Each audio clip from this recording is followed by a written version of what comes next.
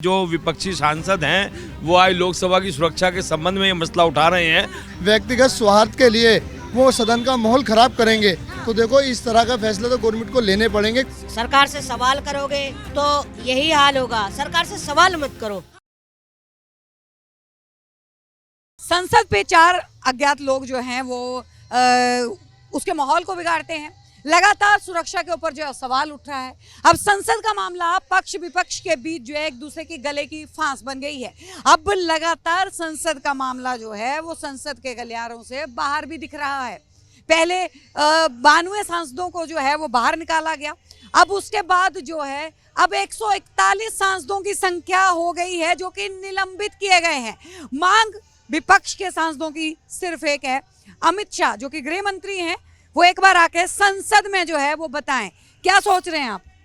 ये मुद्दा अपने आप में बड़ा महत्वपूर्ण है और लोकसभा की सुरक्षा से जुड़ा हुआ मसला है। और मेन बात ये है कि 13 दिसंबर जिस दिन कारगिल पे हम जो संसद पे हमला हुआ था और संसद में शहीद हुए थे संसद को बचाने के लिए, उनके उसमें वो प्रोग्राम था, वहाँ पे शहीदों के लिए श्रद्धांजलि सभा आयोजित की गई थी। और उसके उपरांत वहाँ पे लोकसभा के अंदर जो है ये इंसिडेंट हुआ इतना बड़ा। और पार्लियामेंट के मेंबरों का ये कहना उचित है अपनी जगह कि भाई लोकसभा की सुरक्षा में किस तरीके से ये सेंध लगाई गई।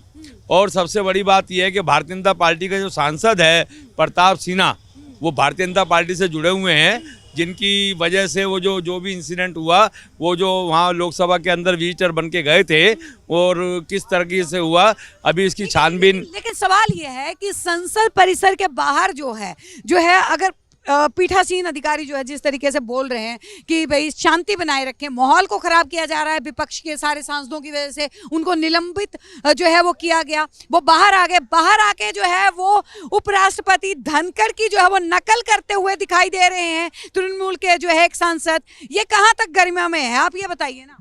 उपराष्ट्रपति जी की जो गरिमा है वो अपनी जगह है और उनकी गरिमा के साथ ऐसा नहीं होना चाहिए।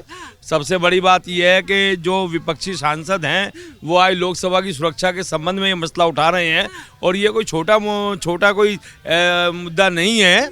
ये मुद्दा पूरे देश की 140 करोड़ की जो जनता है देश में रहती है उसके साथ जुड़ा हुआ है, क्योंकि लोकसभा के अंदर 540 मेंबर बैठते हैं और वो 540 मेंबर जो है 140 करोड़ की जनता उन्हें चुन के भेजती है लोकसभा में।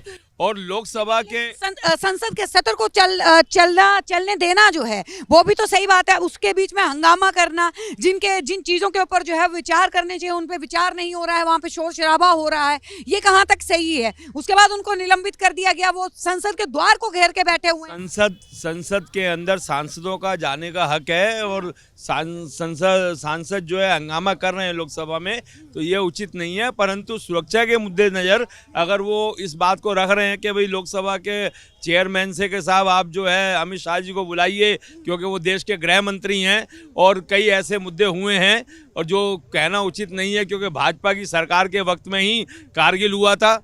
भाजपा की सरकार के वक्त में ही अफगानिस्तान में अपना जो हिंदुस्तान का प्लेन था वो हाईजैक हुआ था। आपको याद होगा, 1 नहीं 2 नहीं 3 आतंकवादी जसवंत सिंह साहब जी अपना यहीं से हिंदुस्तान से लेके गए थे, तब जाके हमारे देश की जनता जो हवाई जहाज में थी वो वहाँ से छूटी। ये भी आपको मालूम होना चाहिए। पुलवामा जो हुआ वो भी भाजपा के राज में हुआ, जबकि ये कहा गया था कि हम देश के चौकीदार हैं। आज ये बहुत बड़ा मुद्दा है। चौकीदार जी की लोकसभा में जो हमारे देश के चौकीदार हैं उन्होंने इस लोकसभा का निर्माण कराया और उसी नई लोकसभा के अंदर इस तरीके से सुरक्षा में सेंध लगाकर वहाँ पे पहुँच गए और जो उन्होंने गैस वहाँ फैलाई, अभी ये जांच का विषय है। ये देखना भाजपा की सरकार का काम है, क्योंकि इस समय मौजूदा वक्त में भाजपा की सरकार। पीएम मोदी का एक बयान जो है वो सामने आया। पीएम मोदी ने अभी जो है तंज कसते हुए ये बात बोली है विपक्ष के पूरे सांसदों के ऊपर कि जिस तरीके की हरकतें जो है ये कर रहे हैं, लगता है कि भविष्य में लोकसभा के इस संसद सदन के अंदर जो है वो बैठना नहीं चाहते और अब जो है ये शायद हिस्सा नहीं बनना चाहते उन नीतियों का जो कि देश के भविष्य को आगे लेके जाएंगी। ये उन नीतियों का हिस्सा नहीं बनेगी। देखो जी, ये आदरणीय हमारे प्रधानमंत्री जी मोदी जी का अपना वक्तव्य है, परंतु पूरे देश की जनता इस बात को देख रही है वहाँ पे जो इंसिडेंट हुआ, वहाँ भाजपा के भी पार्लियामेंट के मेंबर थे और कांग्रेस के भी मेंबर थे, अन्य दलों के भी मेंबर थे। और खुदा न खास्ता अगर ये कोई और ज़्यादा बड़ा इंसिडेंट हो जाता पार्लियामेंट के अंदर, तो शायद फिर भाजपा और कांग्रेस का ये वजूद नहीं होता। फिर देश के ऊपर बात थी कि साहब भारतीय जनता पार्टी की सरकार के वक्त में और भारत की लोकसभा के ऊपर इस तरीके का इंसिडेंट हुआ, और ये कोई मतलब बहुत ही गहराई से इसका जांच का विषय है। और देखा जाए तो जो प्रताप सिन्हा जी हैं, अगर आज शायद किसी और दल की पार्टी के वो पार्लियामेंट के मेंबर होते तो शायद अब तक वो अरेस्ट हो गए होते। आप सहमत हैं इनकी बातों से? देखिए, इनका अपना व्यक्तिगत बात थी जो इन्होंने कही है कि देश के अंदर सभी सांसदों को जनता चुन के भेजती है और वो अपने अपने क्षेत्र के एक जिम्मेदार प्रमुख लोग होते हैं। और ये जैसा हुआ होना तो चाहिए नहीं था कि सुरक्षा के अंदर सदन चलता है, और ये हमारे लिए बहुत चिंता की बात है कि ऐसा होना नहीं चाहिए था। लेकिन ये गलती अगर हुई है, इस पे सरकार कड़ी निंदा करते हुए इसका सही तरीके से विस्तारण करेगी और आगे से ऐसी चूक ना हो उस पर 141 सांसद जो है वो निलंबित हो गए हैं। बहुत बड़ी बात है कि शीतकालीन सत्र जो है वो चल रहा है, आखिरी सत्र है, और इस सत्र के बीच में जो है 141 सांसदों का जो है निलंबित हो जाना। देखिए, अगर वो सदन के अंदर हंगामा करेंगे और सदन को नहीं चलने देंगे, क्योंकि देश को आगे बढ़ाना है और चलाना है, और इसी तरीके से अपने व्यक्तिगत स्वार्थ के लिए वो सदन का माहौल ख़राब करेंगे, तो देखो इस तरह का फैसला तो गवर्नमेंट को लेने पड़ेंगे, क्योंकि देश को आगे बढ़ाना है, विवादों में नहीं जाना देना चाहते देश के यशस्वी माननीय श्री नरेंद्र मोदी। और आज विपक्षी दल के जितने भी सांसद हैं, उन्हें इस बात का पता है कि 2024 लोकसभा चुनाव सिर पर हैं, और उसमें भारतीय जनता पार्टी मजबूती के साथ में जनता के प्रति मजबूती बनाई हुई है। हमें किसी न किसी तरीके से विवादित माहौल बना करके बदनाम करने का भाजपा को काम करना है, लेकिन वो उस मकसद में कामयाब होने नहीं देंगे, क्योंकि देश के यशस्वी माननीय श्री नरेंद्र मोदी वो बहुत ही सुलझे हुए व्यक्ति हैं, ज़मीन से जुड़े हुए कार्यकर्ता के रूप में आज जनता के देश के प्रधानमंत्री बने हैं। बहुत ही उन्होंने मेहनत की, और उन्हें अपने 143 करोड़ जनता को उनको ध्यान में रखते हुए वो आगे बढ़ाना चाहते हैं। देश की जो कुछ चीज़ें रह गई हैं उन्हें लाना चाहते हैं, आगे लाना चाहते हैं। क्या बोलेंगे मेहताब जी? 141 सांसद जो है वो निलंबित हो जाते हैं, बाहर हंगामा करते हैं पीठाधीश जो है। अगर बात करें तो धनखड़ की बाहर नकल निकाली जाती है, राहुल गांधी वीडियो बनाते हैं। देखिए, अगर सच की आवाज उठाओगे और सरकार से सवाल करोगे तो यही हाल होगा। सरकार से सवाल मत करो। सरकार को आप चुनने वाले हो, आप वोट देते हो, तो सवाल भी तो आप ही करोगे। अगर मैंने आपको गांव का प्रधान बनाया या एमएलए बनाया तो मैं ही तो सवाल करूंगा, या मैं विपक्ष से सवाल करूंगा।